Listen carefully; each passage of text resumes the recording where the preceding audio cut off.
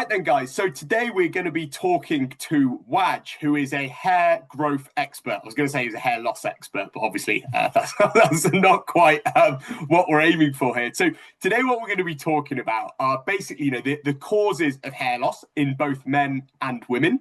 What can be done both sort of like non-surgically and on the more like invasive end of the spectrum in order to regrow your hair, and what can we expect for the more follicularly challenged people like myself in terms of hair regrowth, and then what are the potential downsides of some of the more like traditional treatments like finasteride, minoxidil, these things that I always sort of tend to try and get my coaching clients, my physique coach clients, to swerve away from. So let's sort of start through the top then, Waj. What causes hair loss? Yeah, fantastic. So I think it's a really good question, Josh. So I think a lot of people do worry about this at some point in their lives, whether it's men or ladies. And it affects men and women in slightly different ways. So with the men, the biggest culprit is usually genetics. So what we often call male pattern baldness, sorry, or as they sometimes call it, androgenetic alopecia. So statistics-wise, just in the UK, overall lifetime, surprisingly, 96% of men are expected to lose their hair at lifetime. Ages wise, so from age 35, approximately 66% of men will have experienced some degree of hair loss.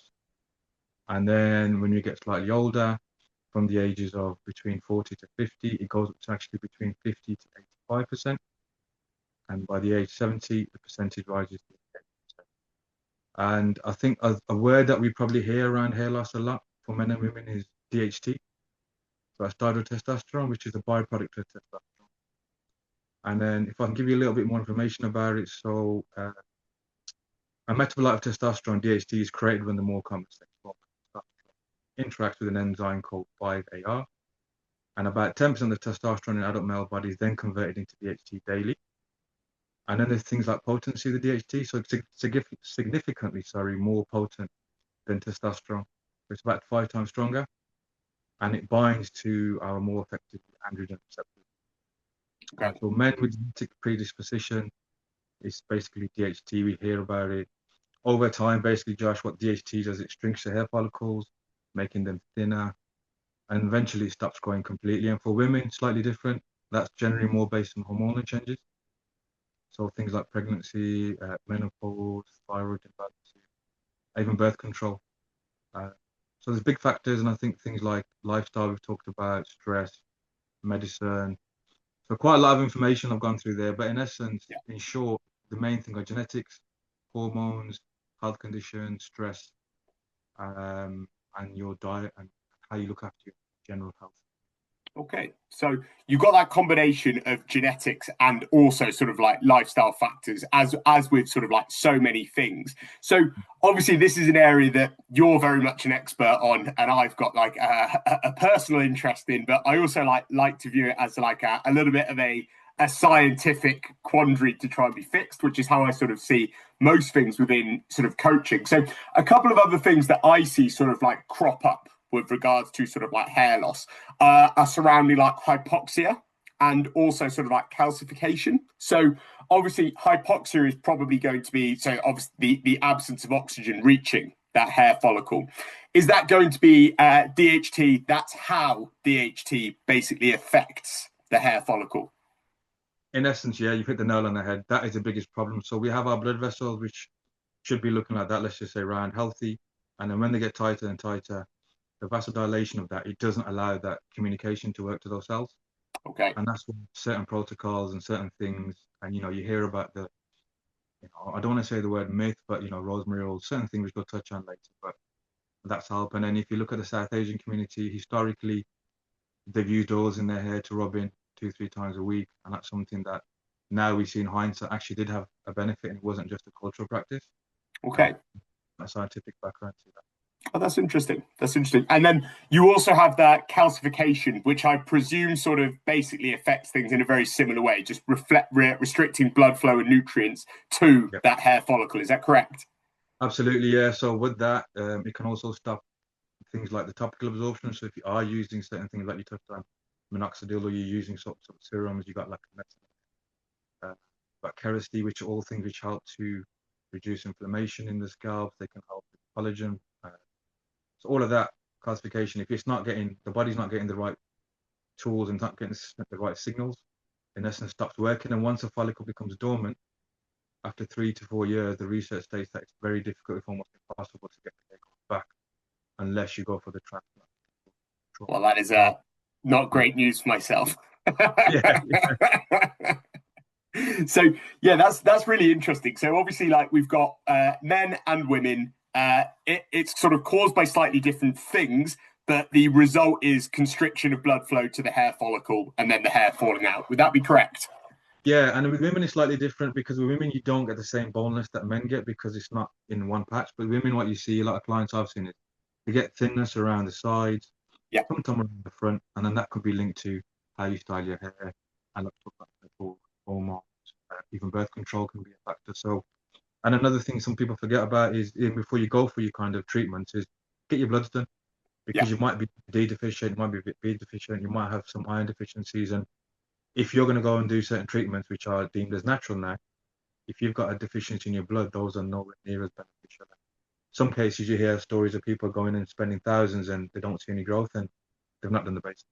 Yeah, I always encourage my clients that are considering anything that they want to change is that you want to know what it is you're trying to change. You know, what is the issue you're trying to fix? And sometimes, yeah, if you're like, oh, well, actually, you're really deficient in vitamin D, zinc, magnesium, you're like, actually, you could probably see probably quite robust hair growth just by sort of fixing those things. But you can have people with identical intakes of those, you know, micronutrients, but their absorption's so different that one person will be deficient, the other person is actually quite high in them. So you can't just tell looking at, and this is a difficulty we face as coaches, you can't just tell just by looking at someone's diet where they're Yeah. going to fall with their micronutrients because people don't realize, you know, different minerals will compete with each other for absorption, that type of thing. So even, you know, the time that you're taking them can make a big difference. So it is more complex than just how many you're eating. So yeah, blood work obviously hugely beneficial. So you mentioned there that past the first sort of like 2 or 3 years, was it?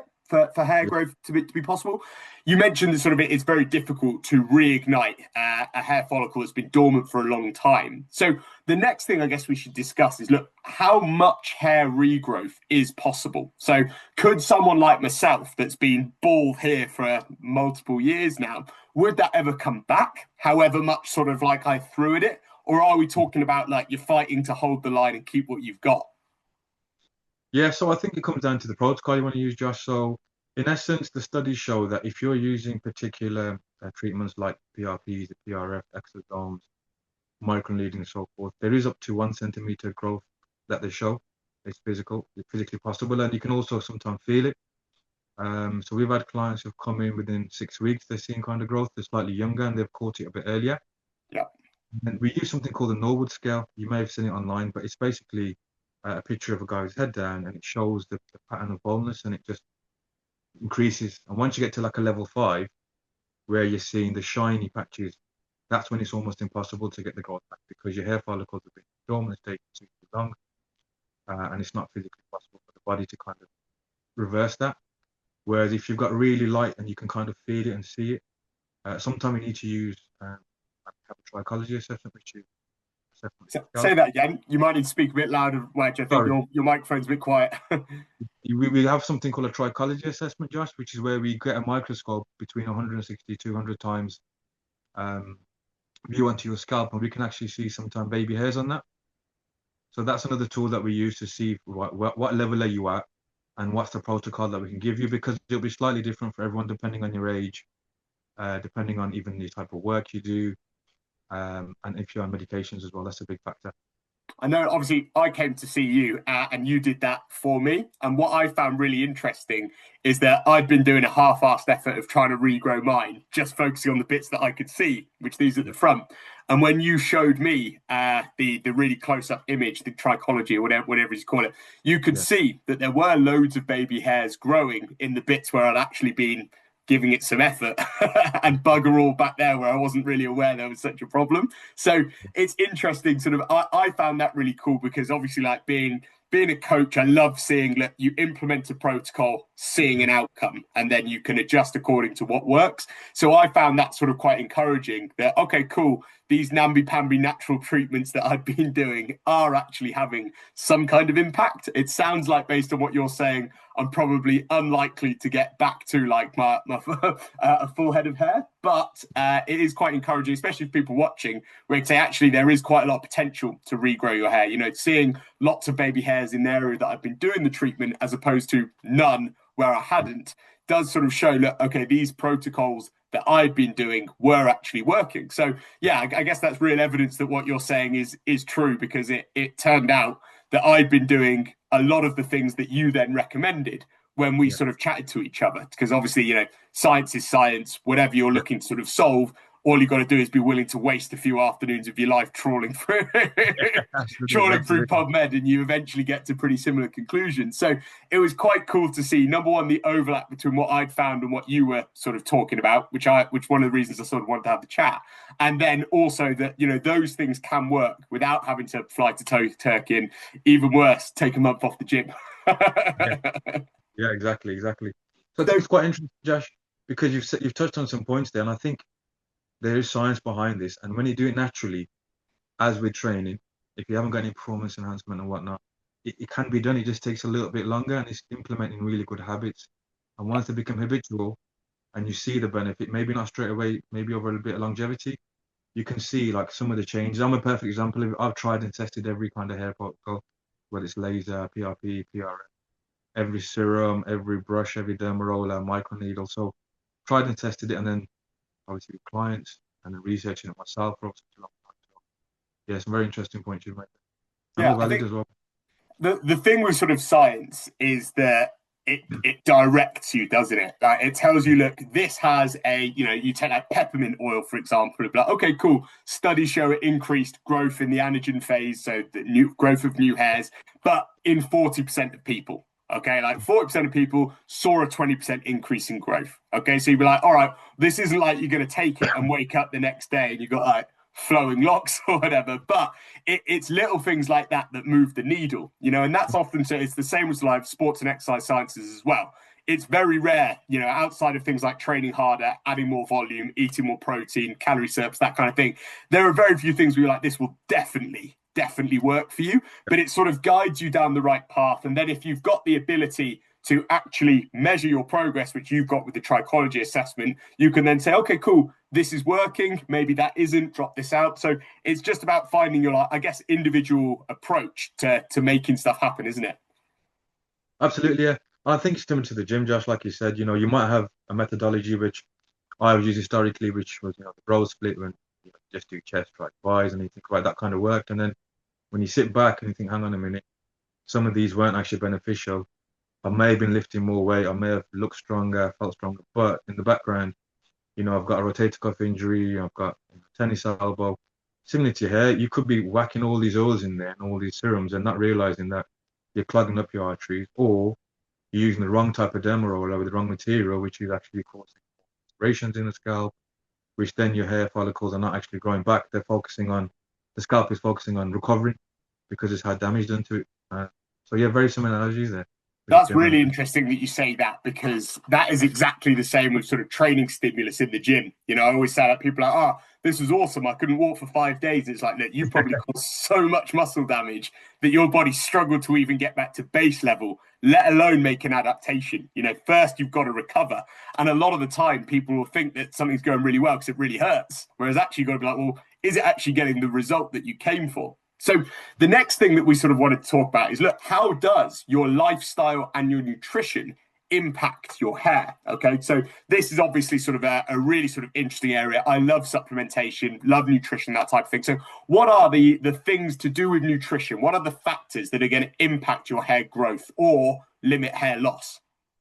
yeah. So again, very good question, and probably quite ironic that I'm going to say this, but you've heard it all before. But you are what you eat. Yeah, Uh, and your hair is no exception. So nutrition plays such a huge role in how strong, thick, and even how fast your hair grows or even falls out, Josh. So as you probably know, hair is mostly made from a protein called keratin. So if your diet is naturally low in protein, your body literally doesn't have the right building blocks to make healthy strands.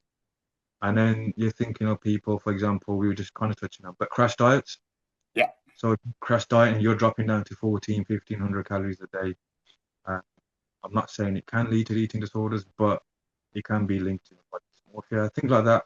And then what happens is when it comes to your hair, for example, people all of a sudden start noticing sudden shedding, and then the body prioritizes survival over hair growth. Yeah. So that's where things like Manjaro, like, even all of these new kind of peptides that are coming in the market makes this hair growth and natural journey a little bit more difficult now because people are coming to me saying, Raj, I'm running A, B, and C. And I'm thinking, well, what does C have in it? And they're like, well, if we don't know if this is the stack, I'm like, okay, that's not true. And then naturally, you're going to have a challenge with your hair growth. And then if you look at it from the aspects of protein, so protein's a foundation. If you're not getting enough protein from foods like eggs, your fish, your chicken, tofu, lentils, your body slows down hair production. And then we've got things like iron. It's especially important for women, especially low iron levels. Can be Just anemia. losing you there, Wade. Are you able to speak any closer to the camera? I think Yes. your microphone is very quiet. Is that any better? Yeah, it skips the odd word if that makes sense. So hopefully Right. people can lip read. Could be my connection, so I apologize, Josh. Could be my connection. So No I was problem. talking about protein. So that's the foundation. If you're not getting Yeah, enough protein from foods like egg, fish, chicken, tofu, lentils, your body slows down hair production. And then you've got iron, which is important for women because lower level irons, obviously anemia, can cause hair to thin all over. So you've got foods like the red meat, spinach, lentils, and iron supplements via your doctor. Oh, yeah. and I also then you think got things. that's really interesting that you say that. I've coached multiple people that have come to us after being basically starved to death Yeah, by yeah, previous yeah, coaches, and then yeah, and it'll be actually I've noticed it more in women than I have in men. Maybe yeah, women notice the hair loss a little bit more, whereas men are just like, I'm just going bald. It's what we do. yeah, But I could think about a few occasions that I've had women that have been really starved by previous coaches, literally developing like bald spots, that type of thing. And I'll explain that, look, you might actually have to park the fat loss for a little bit in yeah, order to create an environment where, this can recover. You are struggling to just provide the raw materials. We can supplement with B vitamins, that type of thing, biotin. And the way I always explain it is that the lower your calories go, the more precise you have to be with allocating them to make sure that you're then not deficient in something. So it's easier to blanket bomb when your calories are a little bit higher. If you're not getting blood work or whatever, it's easier to get in the micronutrients you need if your overall base level of food intake is higher. If you're on yeah, 1,200 calories per day, the chances of you actually not being deficient in anything, unless you're really precise with what you're eating and very deliberate with your supplementation, are obviously going to be quite low. So we've got protein, we've got calorie balance essentially, and then we've got sort of the micronutrients that contribute it. So you've got iron in there, you've got biotin. What else contributes? What other deficiencies are going to lead to hair loss? So it's things like you mentioned, you've kind of touched on one. So a big one I'm seeing right now is people on the GLP medication. Yeah, Because obviously, as we know, the way it works is it holds the food in your tract, slows you down from what you're eating, and even the quality of food and how long you have. So people are then I'm saying, look, what you eat, and they're like, I'm thinking, you've got no protein in your body at all. Then you've got, you're taking a bit of supplement, so you haven't got things like zinc in there, which is a natural repair of your hair and tissues. It gets yeah, the oil glands working around the follicles. We talk about even fatty acids and like omegas, fishes. yeah. Um, these are really important because not having these gives you dry scalps, gives you brittle hair, causes dehydration, and then even things like the hydration, just not having enough water per day. It's very Um, interesting. Very interesting. really, I really, think it's it's really interesting that you mentioned specifically the GLP ones, and this is what I always explain to people. They are malnutrition drugs if you do not be really careful with what you're getting in. And I think the problem we're getting is that people will use those in a non-supervised fashion and continue eating the completely micronutrient absent diet that they previously were. But previously they were blanket bombing because they were able to get 5,000 calories per day. They were managed to scrape their way up to their B vitamin micro, getting enough zinc accidentally through these things. But now they're eating the same crap, but they're eating 900 calories per day rather than yeah, 6,000. Your chances of being deficient in what you need are actually very, very high. Okay. And that is the issue with these kind of drugs. If you don't pair those drugs with careful supervision of your nutrition, it's very easy to give yourself a whole host of issues. But unfortunately, people know that they work for fat loss. And I think now we've got, data coming out that it might make you go blind and stuff like that. Yeah, But yeah, crazy. yeah, Yeah, but it is very easy to end up with malnutrition, and much easier if you put your calories very low, whether that's due to weight loss drugs, whether that's due to just pushing your calories down, which a lot of people do and might have to do in certain instances. So really interesting that you mentioned the fats as well. So from our end, from a physique development perspective, this is something that we really look at as well. Okay, so yeah, there's loads of really interesting research, even just on actual body composition, which is like one of the biggest things that you could hope to change. We see that most people do not get enough EPA and DHA. If you can be like 1.5 grams of those combined, which is a fair amount of fish oil, you can expect pretty yeah, good outcomes from like a brain health perspective, with your skin, with your hair, with pretty much everything, even like your chance of not getting dementia. But the yeah. problem with them are, and I'm sure you see a lot with the protocols that you're giving, is that it's not something that you'll take and feel any different. You'll get someone that's completely sort of in a really, really low omega-3 index, and then you've got someone with a great omega, and they might feel pretty similar. So that it's not like you're going to take it and be like, "Woo, ready to go." Whereas, you tell someone that pre-workout is going to make them run through walls, and they can tell immediately whether or not you're Yeah, telling the exactly. truth. So a lot of these things, both sort of like physique development and also growing your hair back, it's about that delayed gratification. You don't get that immediate feedback loop of this is working, and as a result, a lot of people don't do those things that give them that immediate sort of signal that they're Mm, getting a benefit, do they? absolutely, yeah, really, really important. And like you said, I think it's similar to PEDs in the gym, isn't it? If you're taking something, you're running something, you're going to have fantastic results, you're going to have fantastic recovery. But with your hair, unless you are, like I said, you go and get your transplant done, which is, and even then, it's not because post-transplant, especially around the crown for men, you lose up to 80% of your grafts, and then puts the body under a lot of trauma. And like, I'm not putting, saying put off it, but if you can, and even if you do go for a transplant, just what probably 9 out of 10 clinicals say is right. We'll get you under some sort of laser machine for the first 3 months. We'll get you under a PRP protocol. They even look at your diet just to make sure that you've got as much natural quality of hair they can use from your donor areas to then say, and then post transplant, another 3 months, you know what, you can still come and see us, you still do your laser. So it's such a long cycle, and it's all, and a lot of it is all natural. Like I said, Josh, you need to make Yeah. sure you're eating them, sleeping, stress related, all of these things where you can control them, you try and control them. But life is difficult, and I appreciate people. I don't mean this disrespectfully, but people might want to find a quick shortcut. Yeah, yeah. And in the short term, yeah, wicked, it can work. But then, as we said, I've seen it myself. Long term, is it worth having your hair falling out to lose a stone in a month, then where you can lose a stone in 3 months, and you've built such a good habitual lifetime habit, and you've learned the science behind how and why you're losing it, and why you're having the adverse things along the side. Yeah, I mean, to be honest, I think that's got to be the approach for everything. And I do a lot of consultation calls with new clients. I'm always like, look, you've got option A where you join, whoever's running the 6 week challenge, and they starve the crap out of you for 6 weeks, and you get them a good before and after. And then a few weeks later, you've got an eating disorder and you're back where you Yeah. started. Yeah, And you just get this destabilizing approach. Or you've got the actually learning better habits. Things might happen a bit slower, but you can yeah. keep improving. And I think like you've got to have that solid foundation in place in order to expect long-term results. So one of the other sort of things that I don't think we did touch on there, which is a combination sort of lifestyle and nutrition, is going to be like anti-inflammatory. So obviously, Yeah. like inflammation around the scalp and systemically is a contributor to baldness, isn't it? Absolutely, yeah, it's a big, big fact that people don't realize, and that could be down to some of the chemicals they're using in our bodies, i.e., shampoos, like I said, certain serums, certain medications you may be taking, any sort of like blood thinners, anything along the lines of where it's making your body not produce the same amount of, excuse me, blood as it would normally. And then if you've had an injury and the doctor's had you on something for a couple of weeks, even that could short term, naproxens and these kind of things, they can have a knock-on effect as well. That's interesting. Yeah, it makes you realize your hair growth is a lot more fragile than you think when you're like 20, doesn't it? Yeah, sadly, those days of where you could style it.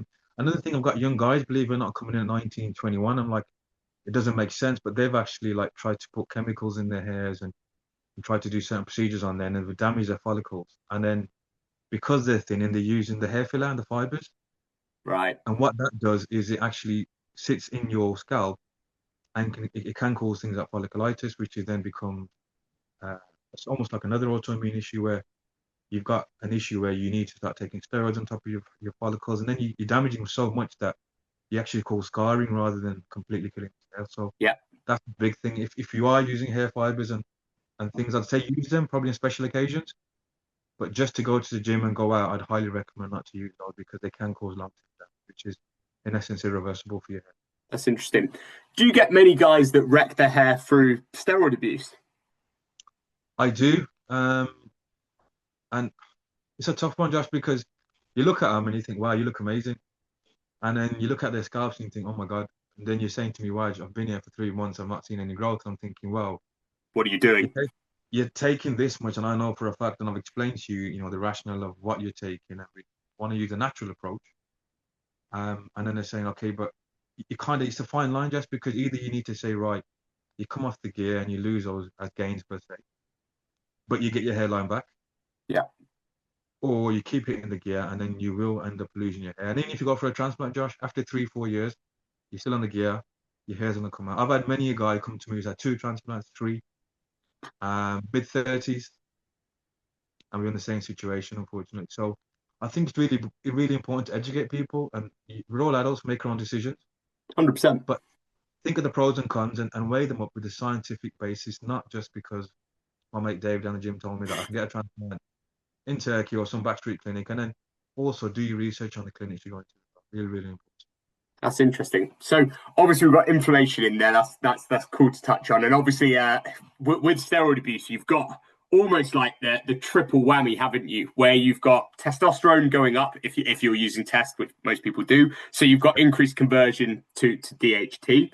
You've 1000. also got, free radical damage, which is going to be sort of inflammation. And then you've also got the fact that you get increased calcification through the Yep. use of steroids. So it's easy to see why doing it makes your hair fall out, because the three pathways that lead to it are pretty much what gear does to your body. So I found that really interesting. When we were chatting, you were like, look, when you do the procedures like PRP, where you're Yep. pulling out people's blood plasma, and you're like, look, I've got people where it should be lovely and clear, and it looks like pus basically, and Yep. that's what their bloodstream looks like all the Yep. time. And you were telling me that you've had people that you couldn't even use their plasma samples because they'd wrecked their health so badly through gear, weren't you?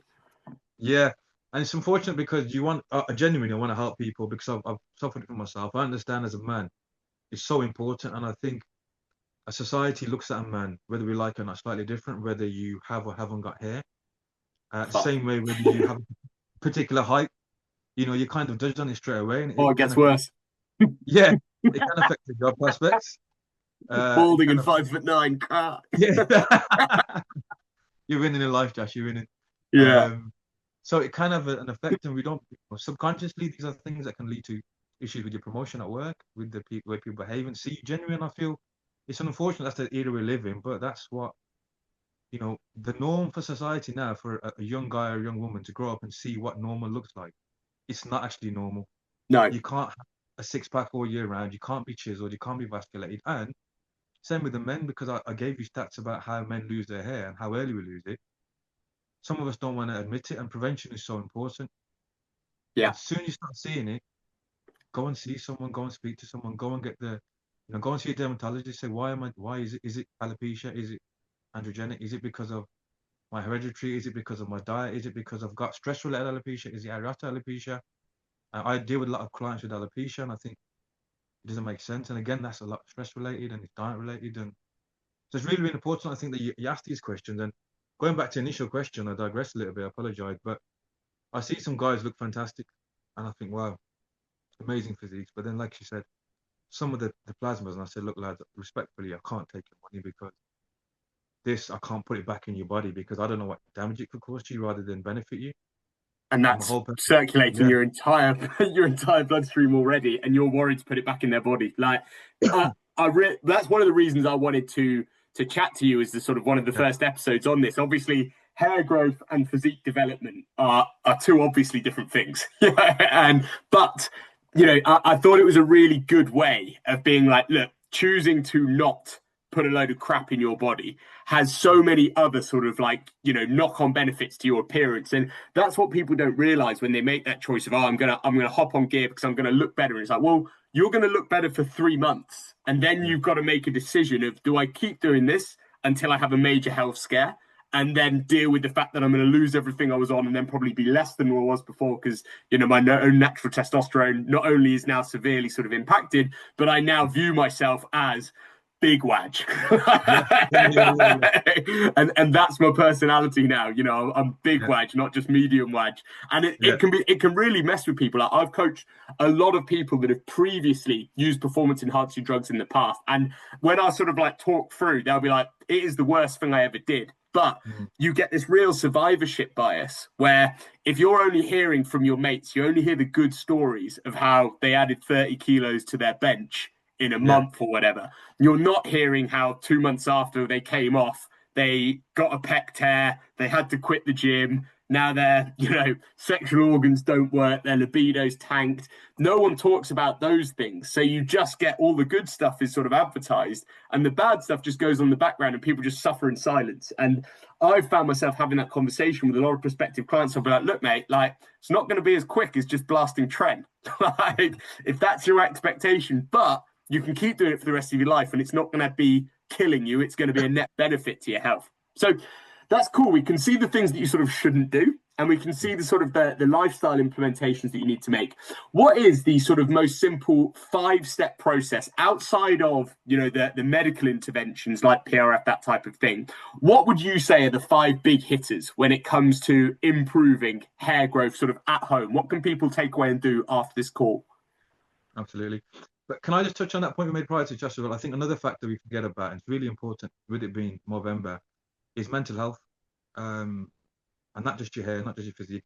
If you're doing certain things, and at the time, like you said, people are like, look, he's big Waj, he's pushing it.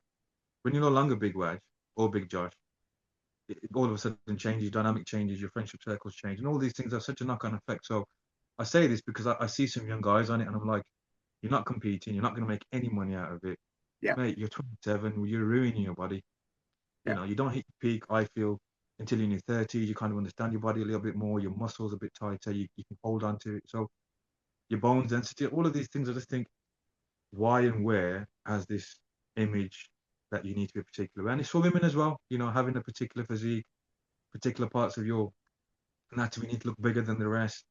And I get it, and it's challenging, and I think that's why it's really important to have a sounding board within family, community, and gym's such an important place to have that conversation. And I think it's really, really important. Again, I keep stressing the word important, is to have those conversations. And before people decide to do anything, just look at the pros and cons. Yeah, man. I think you've hit the nail on the head there. That's one of the reasons I wanted to go down this sort of like podcast route, is to sort of talk about people, talk to create that community, and also sort of like talk through people's options. Because I think these days there is a lot more pressure to look a certain way from social media. And I remember, like, obviously I've trained for 20 years consecutively. And when I first started, there wasn't really social media. You just did it because you wanted to look better. And I remember like thinking that I looked great age 16 because I had a bicep vein and some abs. Because relative to my actual friendship group, I did look really good. Yeah. But these days, the standard to be in shape as a 16-year-old, like I'll go to bodybuilding shows and I'm like, these teens would smoke me. Like the standard is so high, even in natural bodybuilding, because you're looking at the top 1% on social media and you're comparing yourself in every aspect. So most people would despise to live the lifestyle required to be a top tier natural bodybuilder. It is unbelievably repetitive, extremely difficult with very little let up. But they'll be like, well, I haven't got his physique and I haven't got this other guy's money, and I'm not as fucking like, loud and confident as Andrew Tate, and I'm not as attractive as XYZ. And people compare themselves in every area and be like, oh, I'm a piece of shit. Whereas actually, we grew up from an evolutionary perspective. We knew 100 people. Do you know what I mean? And the chances of being the best of those 100 people at something used to be pretty damn high. Whereas now You know, you're going to see the best in every area and compare yourself in every way. And when you're 5'9" and a little bit receding, you're like, oh my god, I'm struggling here. Mm. So yeah, man, it's easy to see why mental health goes sort of so hand in hand with sort of the rise of social media and the constantly evolving standards in order to like look okay. And then when you add in like the destabilizing element of like artificial hormones, stuff like that, but they can cause depression independently, especially when you come off them. But when you also lose all your gains and you've got gyno and your penis doesn't work and your hair Yeah, falls out, then you can easily see how people can consider it something that ruins their life. But they often only realize that after they come off it. And when you're on it and you're like, well, I'll take a bit more, this is great, this is great. And you don't yeah. recognize that you're going further and further down a path that is hard to turn back from. So coming off the subject of PEDs, what are the top 5 things that people can do naturally in order to improve or even grow back their hair? Okay, perfect. So again, this is something I've tried and tested myself as someone who's had hereditary hair loss. Excuse me, I'm 42 now, almost 42. I've done this with a lot of clients. So the protocol is quite similar, Josh, where with men in particular and with women as well, depending on the type of client I've got, we can kind of figure out if it's a particular way, like I said, male pattern baldness is the biggest one, but things like, research and studies show like a 0.75 mil, either titanium or steel derma roller Oh, is the for hair growth. And then if it's men who've got issues with like beard, if your beard's a little bit thin or a bit patchy, a certainly zero is. point yeah, a 0.5 mil is the best for that. So the reason they recommend these is they stimulate hair growth. So the needle penetrates the skin, the dermis, which is the top layer of the skin containing the hair follicle and the blood vessels. Yep. And as I mentioned to you, just without causing excessive trauma or scarring. So I don't want you to sit there and kind of go crazy. It's a nice, gentle, but uncomfortable way to do it. And what that also does is it increases topical absorption and it creates little micro channels to allow the hair growth to come through. And if you're on certain oils, as I discussed, we talked about minoxidil and finasteride, we'll talk about this as well. But it also induces growth factors. So those little microscopic injury triggers the body to start its natural wound healing process. And then, like when you get a scab or a scar and you start seeing a scar over, it starts releasing the platelets, and these come in essence reactivate the dormant follicles. Another thing which is highly recommended by dermatologists, by the hair loss researchers, is using a type of oil. You and I Okay. discussed, and you gave me all of these, and I thought, right, you know what? He's done his research. He knows what he's talking about. Always. Um, yeah. So the big one is pumpkin. Is research-wise, it shows it's probably the best. But you can use things like peppermint, jojoba, castor, almond, black seed. There's so many. And are those Um, all acting through the same pathways? Because I know obviously pumpkin oil is a DHT blocker, and then yeah, you've got others that probably ostensibly just increase blood flow. yeah. So in essence, you've hit the nail on the head there, Josh. The pumpkin's probably the best with the DHT blocker, and Cool. of course, naturally with the massage kind of motion and how you do it on your hair and head, helps with the blood flow in essence. Would Um, you say that manual massage makes your top 5? I would say yes, surprisingly Okay. yes. So we've got number one, Dermaroller, 0.75. Yeah, Guys watching this, prior to going to see Waj, I was like, oh yeah, Dermaroller, bigger is better, always. So I got a two millimeter one, and oh my God, straight into my skull. yeah, So yeah, 0.75 Dermaroller, increase basically blood flow, and a little bit like weight training. You create yeah. that stimulus to create an adaptation, which is obviously blood flow, platelet production, that type of thing. Number 2 is topical essential oils type thing, with pumpkin seed being sort of the best one. I'd also use sort of like peppermint oil just because I saw some reasonable research on that. Seems to do a pretty similar thing. Number 3 would be manual massage. How are we doing that? So with this, Josh, we probably recommend. So again, it's linked to the oil. So with the oils, again, they're basically believed to be like a vasodilator, so they increase the blood for oxygen and nutrients. So I'm going to say something as simple as using like a scalp brush or a head massager. You've probably seen them, a couple of teeth on them. Wherever you've got that issue with the lack of hair, we recommend that you do that in the evening for maybe 2-3 minutes. And then when you're in the showers, using your specialist shampoos, which we normally recommend a caffeine one and kind of like a nitro one, which I'll talk about. But those are really good for stimulation, and the research showed between 3 to 4 minutes every evening prior to going to bed and then again 3 to 5 minutes while in the shower. It just helps open everything up, get all the nutrients from whatever you're using, the oils, the serums, and so forth, into those areas, and then the body says, right, I need to kind of start working here. So that's a big Okay. one for me. Would you put the oil on first and then massage, or the other way around? Or does it So not matter? normally, yeah, it doesn't really make a difference, but they recommend to get oil onto the area first, then massage it in, and then kind of use your derma roller, derma stamper, just so all the products are in there, the nutrients, the good stuff's in there, and when you're getting your massage of your scalp with those derma rollers, derma stamps, it's then soaking it up. So the channels are taking in the goodness. Okay, cool. So yeah, we've got three. What's next? Shampoos. Okay. So really, really important because you need basically a ketoconazole shampoo kind of thing, which is, as you talked about with yourself, Josh, historically, caffeine, so things like Alpacin. There's a couple other brands as well that you can use. And the Nizoral, which is the anti-dandruff shampoo, which is a DHT blocker. This assists with the scalp health. And then the caffeine just stimulates the hair follicle, Josh. So it improves the circulation and then counteracts the DHT, which we talked about earlier on. So that's why it's just a big, big win, that one is. Cool. And how frequently would be using this? Because quite often you hear that people use shampoo too frequently. How often would you use those? So there's two kind of, the research kind of sits almost 50-50 on this, Josh. So some experts and the research studies kind of show that to do it daily, Yeah. and you alternate between a caffeine and a DHT blocker. I personally have found historically that if you take it a day, you miss a day, because I feel your body still needs to, and particularly your head, allow the natural oils to come through as well.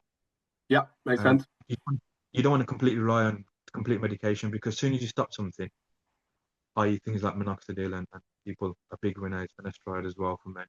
As soon as you stop it, a couple of months later, you see the shedding is so much worse than what it was initially. Obviously, you've got more growth than you had before, but the shedding phase can scare a lot of people. So I would say take the caffeine, let's just say on Monday, Tuesday take a break, Wednesday take your Nizoral, Thursday break, Friday, and just alternate between those two countries. Okay, cool. So I believe that's four. What's the fifth? I'm gonna say it's probably around a laser kind of hat. So it's called LLLT, which is um, a low level laser therapy. So we get an FDA regulated hat. So if you go to big clinics, I've done it myself, sat under a laser for between 20 to 40 minutes, once or twice a week for 6 months. The hair comes back. So all it does, Josh, is you can get these hats on Amazon for like 100 quid.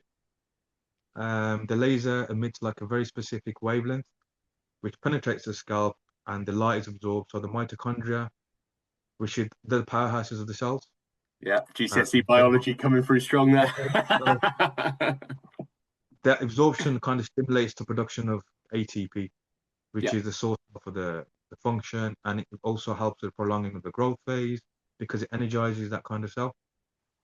Encourages dormant, or the follicles that we talked about historically, which have been shrinking, to get back into the anagen phase, which is the growing longer and thicker. yeah. So that's a big factor. Something like a hat, or you see like it's like a semicircle which kind of fits around your head as well. But the big one is to make sure it's FDA regulated and approved, because you know it's a good quality kind of hat. That's interesting. So obviously that one's probably the biggest financial and also sort of like in terms of invasiveness, the biggest one. You know, all those others are sort of things you can just work into your daily routine. That one is I've got to sit there with this radioactive hat in the evening. So that that one's a big commitment. But yeah, so we've got derma rolling, relatively easy. We've got the essential oils. We've got the manual manipulation. We've got Nizoral slash caffeine shampoo, sort of superset rolling rotation, and then finally the laser hat thing. So cool. That's sort of five pretty big ones. So obviously these things are going to be like competing with minoxidil and finasteride. Those are the two sort of like long running. And now more recently you've got the peptide RU5548, something like that. I've forgotten the I've name heard of it. vaguely, Josh, yeah, heard vaguely things about it. Yeah, so that one's sort of like coming through quite strong at the moment. But let's talk mainly about minoxidil and finasteride. How effective are they and what's the downsides? Okay, so these are the two like which are, even like you look at the bigger companies like the manuals, the Sun, they kind of, you go to them and say, look, this is a situation. And my personal opinion, again, I've tried and tested this, is I feel like they give everyone the same kind of protocol. It's Yeah, like a back of a cereal box. Here you go, mate. You're 40 years old. You're Norwood scale level 4. and they give you tablet format. So starting with minoxidil, Josh, this is either a topical foam, liquid, which you apply directly onto your scalp, and it works by widening the blood vessels. Again, I talked about before, but it increases the kind of oxygen levels that go in there. But what people don't realize, the downside is that when you first start using it, you go through like a shedding phase, as you would post-transplant. It's temporary, but it does kind of freak a lot of people out. And another thing is, it's a bit of a con, I feel, but at the same time, I say con is a pro and con aspect. When you stop using it, within a few months, your hair starts falling out. Yeah. Another I thing, have used minoxidil myself in the past, I think a couple of years ago. And I remember thinking like, this isn't doing anything. I'm just going to stop doing this. It was when I went traveling the first time. And it was the first time about 2 months after that I first looked in the mirror and saw the top of my head. And I was like, oh, that's not looking great. So that is what motivated me to sort of actually do some research into hair loss. And I've realized, I've got lots of clients that are asking about this. And the more I researched it, I was like, look, minoxidil actually isn't great for you. You've got heart palpitations, potential sort of mitral valve issues. Like there are yeah, side effects to this thing. And anything that you have to take for the rest of your life is going to be something where you've got a lot of exposure to that drug over time. You need that to be something safe, okay? Because for myself, I would not sacrifice a single year of my life to have better hair, okay? Like I'd yeah, be like, look, that is the line for any of these things. It cannot make anything else worse, okay? And yeah, I'll frequently have conversations with clients. They're like, especially like single guys, and they'll be like, well, I'm thinking of taking finasteride. And I'm like, why do you want to take finasteride? My hair grows back, so I'm more attractive. And I was like, won't matter. Won't matter yeah. how attractive you are, buddy, because you ain't going to be doing anything about it. Absolutely. I was going to say, Josh, just to add on to that. So a lot of people do experience like itching, dandruff, irritation, especially with the formula, which 9 times out of 10 has got alcohol in it, and you need to use 5% as well. So it's effective. I'm not going to deny it because, again, I've tried it. I've Yeah, seen it work. But as soon as I came off it, I was like, oh, it doesn't work. The biggest thing is, Josh, it's a lifetime commitment. And like you said, you just hit the nail on the head again. It's pointless having all of these chemicals and so forth, things around your scalp and around your body if you're not able to then just function as a normal, yeah. deem as a normal adult, basically. And obviously, that where we're talking about sort of like shutting down sexual function, libido, that's obviously going to be more finasteride we're discussing there, isn't it? So finasteride is a systemic DHT blocker. Let's talk a little bit about that one. Okay, so finasteride, generally, if you go to these companies, they give it in pill format, and it works internally by blocking the conversion of the testosterone into DHT. So that is obviously the hormone that causes the follicle to shrink. So again, there are benefits because again, I've tried and tested it, Josh. I used it for 2 months in the past, and my growth was amazing. But as soon as I came off it, but it can actually. So the benefit is it stops further hair loss, Yeah, and even regrowth from any hair, especially around the crown area because that's where naturally, because of the blood flow circulation, you get it. However, there's more downsides to it. And I think the proven data shows that it has main concern is around the sexual side effects. yeah, So things like reduced libido, erectile issues, uh, even some studies state the volume, uh, having less semen volume. So it does happen in a small percentage of people because it messes with your hormones. So there's a real yeah, possibility that might happen. But even some people have discussed longer term, it can have like a negative effect on people's mental health. They can feel quite yeah. away from kind of not reality, but it kind of puts them in a downer kind of mood. Yeah, depressive state is it seems to be quite a common side effect, and Yeah, that appears to be unique of the impacted sexual function as well. So you get some people just get the depressive side effects. It's not just I've now got no libido or I can't get it up or whatever, and now I'm depressed. It's actual depression independent of that. So yeah, it's quite a big price to pay for a little bit more hair, which you might only want because it makes you feel better about yourself.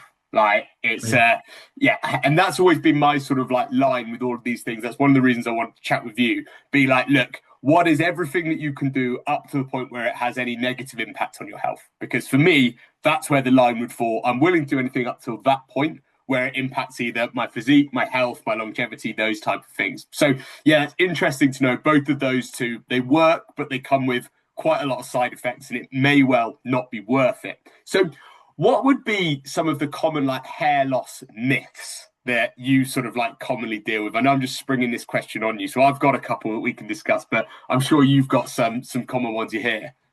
Yeah, so you and I talked about this. Ironically, I was doing some research, and one of my aunties is a doctor and GP. And when I did my training, they asked one of our questions we should ask is, what is the hair loss on your mother's side of the family? Yeah, Um, and in South Asians, we generally, it's a bit of a mix because obviously our family is like we're first generation here. So some of our elders are either first or second generation here. But so our grandfather from my mom's side, for example, he was born and bred in Pakistan, India, Sri Lanka, wherever those parts of the world. Good diets, loads of vitamin D, clean water, no chemicals. So no one really has hair loss around there. it's But interesting. then when you're here, all of a sudden, like, okay, well, what about your auntie? What about your cousins from your mom's side?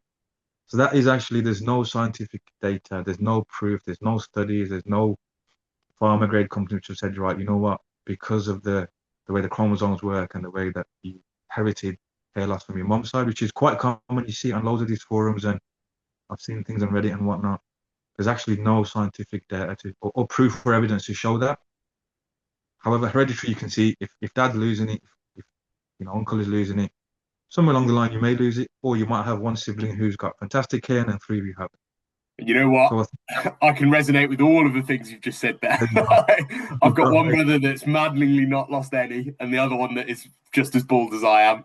Yeah. My dad, we abused for going bald for our entire childhoods. We called him Slaphead, and he's now got a better hairline than all of us, except for my one brother that maddeningly hasn't lost it. And then the really interesting thing that you said there was how big those lifestyle factors are on hair loss. So the diet, water, all of those things, sunlight.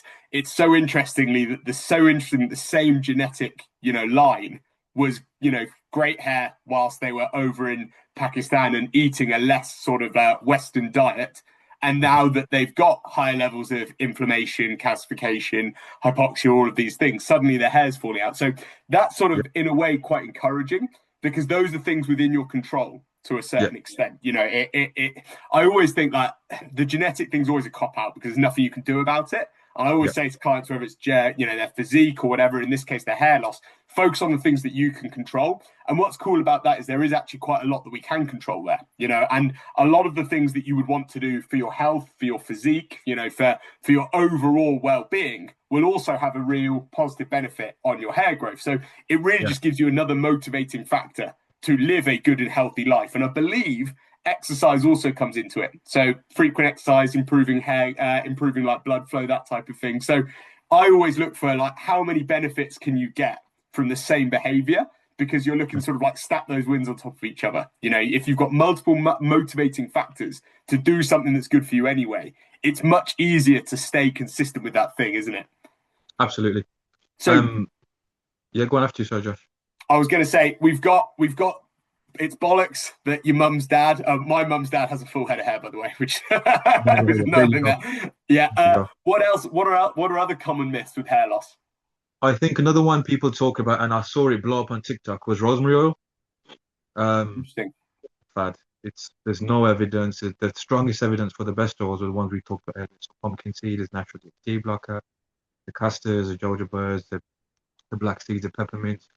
Rosemary oil, I don't know what or how this myth started, but they were like, look, it helps with regrowth. But even if it was pure rosemary, which is another problem, the stuff you're probably going to get offline is going to be concentrated with loads of other chemicals. It's probably not rosemary, probably like 5% at most if you're lucky.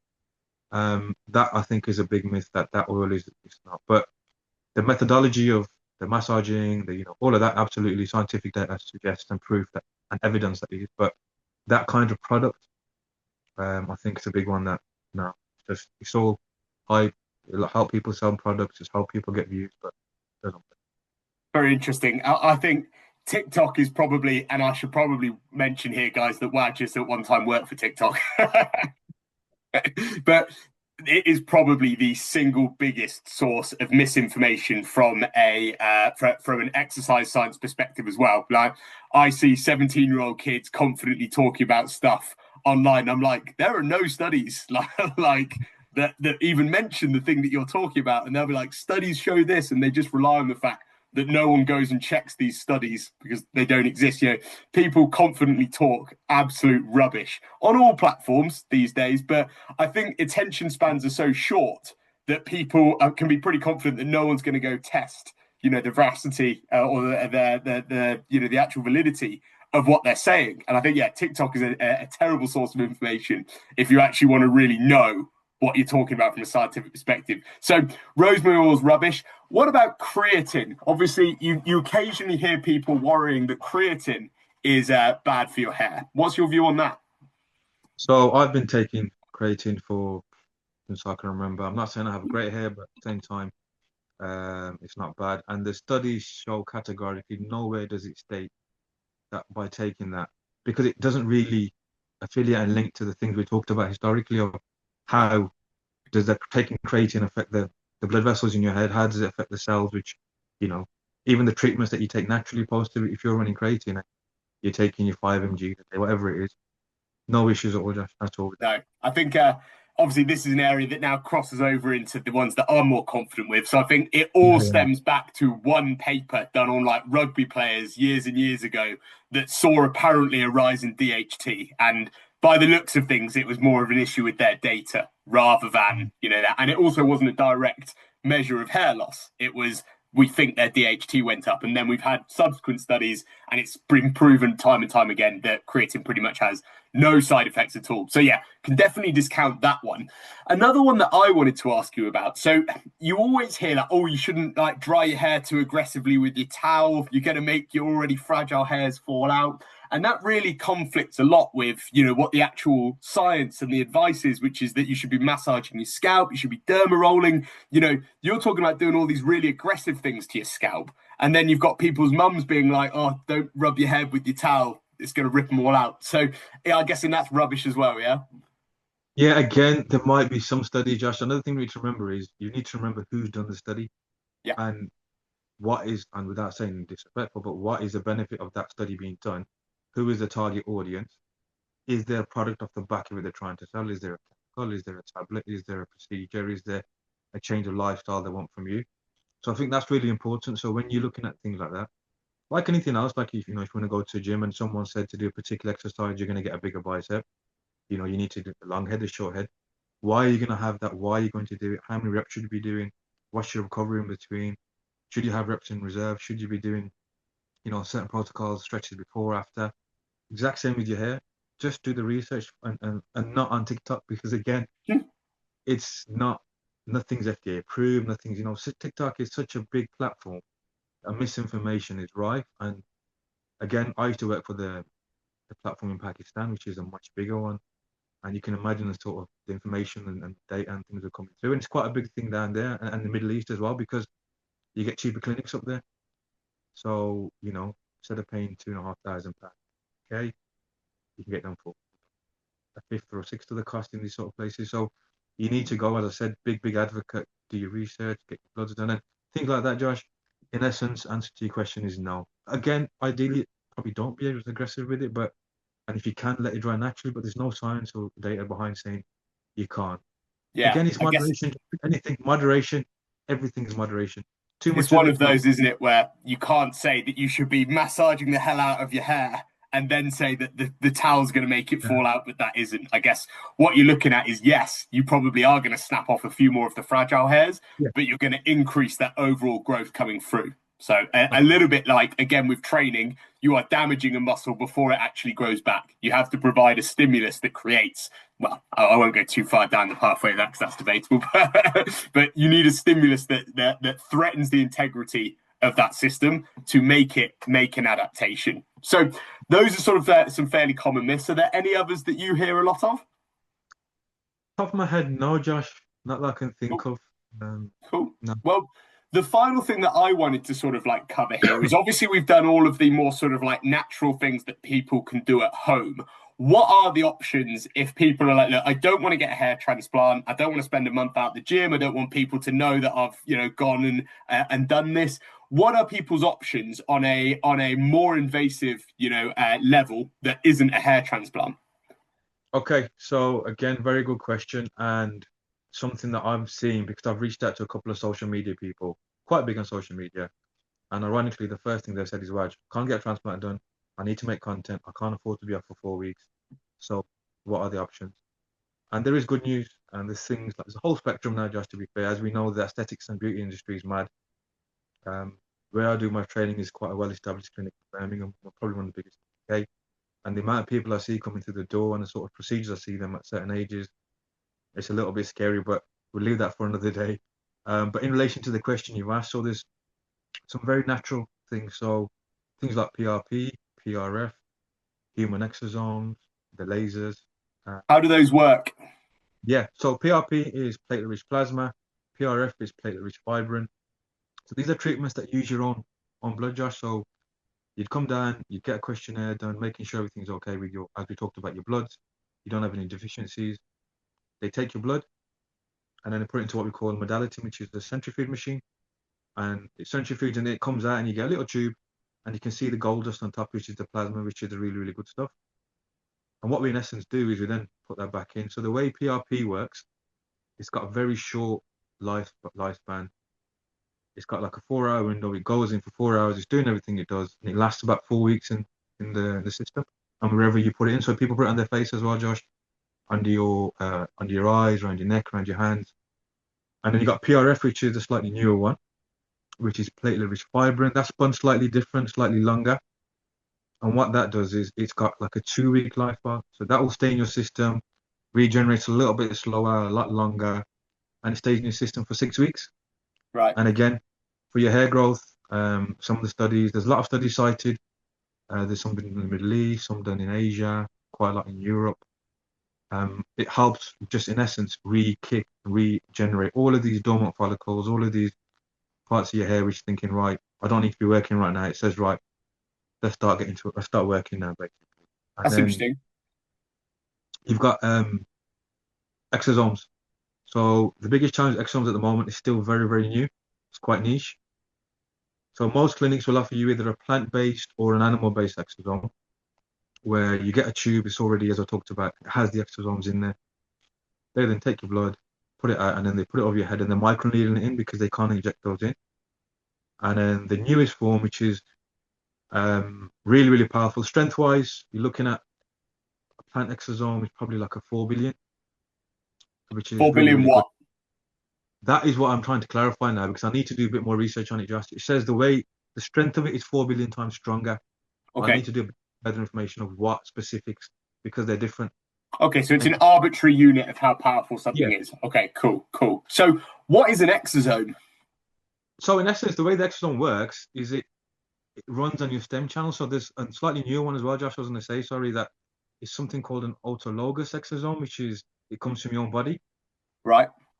and that's the new stuff that a lot of these new, I'm saying new, sorry, the bigger clinics are using because they found the strength and the way it's delivered, it's like a bit more precision.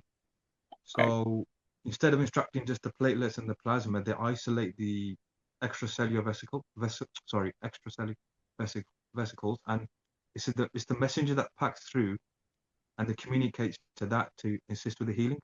Okay. But now they're smaller, they're more targeted. They're packed with like regenerative information. It's got peptides in there. The signaling molecules directly influence how your cells behave. So instead of just going into the scalp like PRP and PRF, like a normal growth factor, this is like sending a very specific instruction for regeneration. So it's probably like when you get a software update on your phone. It's the same with the tissue. It says to it, okay, you know what? We've got an update for you now. We've got a new, better version of stuff. And Okay. because it's human and it's your own, there's no foreign proteins, there's no synthetic stabilizers, there's no risks of you having kind of any allergic reactions to it. I mean that's what I was going to ask next. So obviously this final boss form is extracted from you and then purified. Whereas you mentioned sort of plant exosomes, animal exosomes, those are, like you say, taken from an alternative organism, injected into you, and those are still sort of some of the more effective options, aren't they? Yeah, because a lot of customers use that. I've seen some other clients and some come from other clinics, and they're like, okay, what have you done? They're like, oh, I had a plant exosome. What was in it? I don't know. It came in a tube, and they put it on my head. But the results are there because of the strength, just like we talked about. We know it's an arbitrary number per se at the moment, but a human exosome, like Autologous talked about, is like 100 billion in strength. Wow. And that's why it's so powerful. And the reason why it's a little bit more on the costly stage, and it's because it's so good. So post transplant now, people are getting these, and you go to certain clinics and they're charging you close to like £800, £1,000 a session.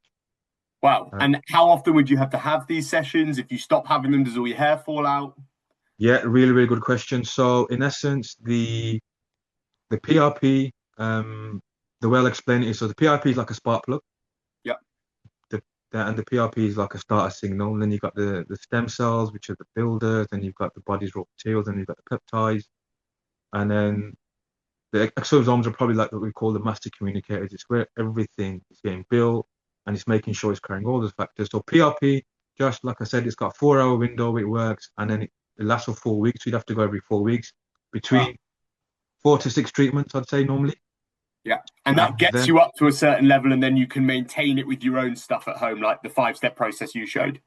absolutely. So with that, even if you didn't see regrowth, which you generally would do, depending on you, providing your diet's good, you're doing all the hydration, you'd keep and have thicker what you've got, and then hopefully get some more back. PRF is slightly longer. Like I said, it's 2 weeks. It stays in your system, and you can have it for up to 6 weeks within your system. And then again, we recommend up to 4 to 6 treatments. And then after that, you just top it up twice a year. And then with the exosomes, again, between 4 to 6 weeks. However, the due to the strength and how good it is and the quality of it, you probably need maybe two of those. And then you get some PRP and PRF in between it. And then again, you probably need one once every year with that because of how strong it is. And then the biggest thing, Josh, like you talked about, was having those good habitual habits where you're doing the natural things to make sure because it's hereditary 9 times out of 10, it's going to go. Same way if you start going to the gym and you start doing a bicep curl, your biceps going to. Yeah. Yeah. That's very interesting. I think it's one of those things that I'll get that from clients, or I've had it in the past when I probably worked with a slightly less advanced clientele than I do now, who recognize and love going to the gym. Then they just accept it as part of their lifestyle. But I remember getting a lady into good shape, and she was like, "Am I going to have to carry on doing this for the rest of my life?" And I was like, "Would you expect to carry on getting paid for your job if you just stop going?" Yeah, But people think that you reach a certain point and then you just keep it because you did a good thing. Whereas the truth is yeah, if you want to keep getting good results, you do have to keep doing the work. But I always sort of coach the biggest hack to doing that is just habitualizing things. Something might require a lot of effort in order for you to start doing it. But once it's ingrained in your daily routine, whether that's going to the gym or using the head massager or whatever, it's actually pretty easy to keep doing it because you just do it on autopilot. And I guess that's pretty much the same with anything you want to do to change, your physique or your lifestyle, or whatever. It's a case of just creating good habits, isn't it? yeah, and I think another thing with the hair is, and it's quite important, is that people are probably looking for that quick fix, as with the gym. So it's not like how do I cover that little bit, how do I replace it, but it's how do I slow it down and how do I improve it? Yeah. And it's habits like that you talked about, and with the world of aesthetics and regenerative medication right now, people want to stay natural. Um, you're trying to shift from the fix right there and then to kind of reawaken people and say, look, it's a mindset, it's a behavior, and it's a Yeah. little thing. You said because your body knows what it needs to do and how it needs to do. We just need to kind of teach it and remind it of these little things. Yeah, I Um, think it's a case of like a bit like getting into shape. You didn't go bald or get out of shape in 2 weeks. Don't expect it unless you get the transplant or take steroids. Like, don't yeah, expect it to be yeah, a yeah, super rapid process, reversing it. But creating good habits, taking it a bit slower, and being able to do them consistently for the rest of your life is probably more important than going for that super quick fix and then hoping that it sticks around, isn't it? absolutely, yeah, 1000%. And it's really, really important because it's not going to happen overnight, Josh. I'm an advocate of this, and people are coming back from 3 months saying, "Why I'm not seeing anything?" I'm like, look, your first 3 months is probably where your body's saying, right, we've seen a change here, we've seen a shift, and I need to start continue to doing the work. Because I can give as many treatments as I like, and I can sell you whatever, I can sell you the dream. But if you're not doing that post care, probably like with your clients, you can give them the 100%. stuff. If they don't do it while you're not there and you're not watching them, and they're not doing the cardio, they're not doing the specific diet because you calculate that's what they need, you can't see results. So it takes a lot from an individual who is why are you doing it is the reason, motivation behind it. Yeah. And if you're doing it for reasons and you're following the protocols, no reason why you won't see really, really positive results. I think it all comes down to, in both cases, education on the expected timeline. And I'll say to people, like, I can give you the perfect training protocol. We can sit down, figure out your nutrition to a really sort of high level. We'll make it work for you. We'll optimize your sleep. But at the end of week one, you'll look the same because you are looking at things on the wrong time horizon. You have to get enough buy-in from someone, and that's where the education comes into it, to be like, you're going to need to do these things for a while before you reap the benefit. But then once you get that momentum and you habitualize things, then things start to snowball. And that's what I really like. That's one of the reasons I want to chat to you, is because there are so many parallels. You got to educate someone on what they do, and they've got to have strong enough buy-in to that process that they carry on doing it even when their hair immediately doesn't grow back in the first week. So, Yeah. Waj, if people do want to get in touch with you and would like some help with some of these treatments or putting together a treatment protocol, where can they get in touch with you? Yeah, absolutely, Josh. So at the moment, I'm running out of Shirley, Solihull, and I've also got some clinics up north. But if you Instagram, so it's Okay. regrow underscore PRP underscore PRF underscore wellness. However, just for everyone's information, I'm doing PRP, PRF, and I'll also be doing the human autologous exosomes quite soon as well. So happy to take any calls, any information people want. I can go through your protocols. Again, I'll say this quite clearly and transparently. We need to make sure that you're right for the actual procedure you're looking to get done. And I'll ask all the relevant questions prior to that. And yeah, and once you've done that, I can, share the website and the TikTok and so forth. And there's some befores and afters as well, Josh. So you can kind of see the really, we've had some really, really good results from some customers. And then some are slightly further in the journey because obviously the baldness is slightly longer. But a big one I like to say to everyone is prevention is better than cure. If you're starting to see thinning, get it early while you've got the smaller baby hairs, because once you start seeing that gleam and that baldness, it's very difficult to get. Right. Well, I'll keep you updated then, Wedge. Mate, thank you so much for coming on. It's been really nice chatting to you, and I will speak to you soon. Thanks for coming. Hope you guys found this useful.